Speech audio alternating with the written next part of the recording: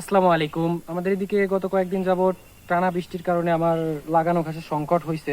আমার হচ্ছে নেপচুন ঘাস আর হচ্ছে আপনার হাইব্রিড ঘাসের জাত সংমিশ্রণ করে ঘাস লাগানো ছিল। এই যে সাইডে দেখতে পাচ্ছেন পানের বরজ, এদিকে আর কি আমাদের এদিকে পানের বরজ বলে এগুলা। এগুলা দেখতে মোটামুটি এগুলা মানুষ এর সাথে খায় আপনার। এগুলা মানুষ অনেকেই খেয়ে থাকে, এগুলা যার দ্বারা সাধারণত আর কি মুরব্বী এগুলা খেয়ে থাকে পান সুপারি চুন দিয়ে।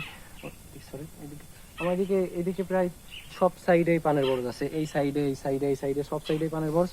আর ওই সাইডে হচ্ছে আপনার নদী। এইখান থেকে আমরা কিছু ঘাস কাটবো, যেহেতু আমাদের গরুর খাবারের খুব সংকট, মানে লাগানো ঘাসের খুব সংকট পড়ছে, এই জন্য আর কি আমরা কিছু ঘাস কাটবো।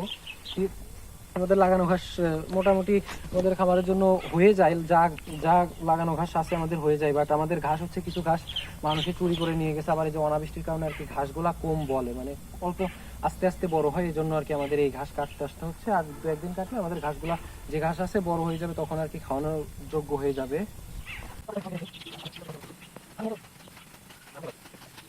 আমি তো এই ঘাস কাটতে পারি না, আমার কাটতে অনেক সময় লাগে। আমি হয়তো এই ঘাস কখনো কাটি নাই, এই প্রথম আমার লাইফে আমি এই ঘাস কাটতেছি। কারণ আপনাদের যারা ছোটখাটো দু একটা গরু আছে, তারা আর কি লাগানো ঘাস লাগান না, একটা দুইটা গরু পালেন, তারা লাগানো ঘাস লাগান না, তারা সারা বছর মাঠে এই ঘাসগুলা কেটেই খাওয়ান।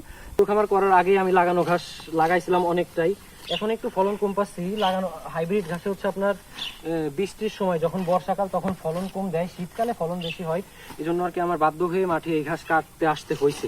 এখন 15 মিনিট ঘাস কাটলে আমার এক বোঝা হয়ে যাবে আমার, আর লাগানো ঘাস 2-3 বোঝা নিলে আমার গরুর হয়ে যাবে। বাট আপনারা চাইলেও ওইভাবে ঘাস কেটে খাওয়াতে পারেন, যারা আর কি 1-2টা গরু পালেন, তাদের লাগানো ঘাস না লাগালেও হয়। বাট আমাদের যাদের 4-5টা 7-8টা গরু আছে, তাদেরকে লাগানো ঘাস লাগাতেই হবে। আমি হচ্ছে আমার খামারের লাইফে এই প্রথম, আমি যতদিন যাবত খামার করছি জীবনে এই প্রথম এই ঘাস কাটতে আসছি।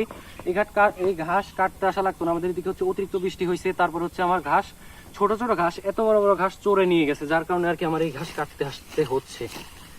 এখানে আমার ঘাস কাটা প্রায় শেষ, এখন ছোটা পিছিয়ে দিব, ছোটাটা নিয়ে চলে যাবো। আমার এখানে প্রায় 1-2-3-4-5 হাজার মতো ঘাস কাটছি।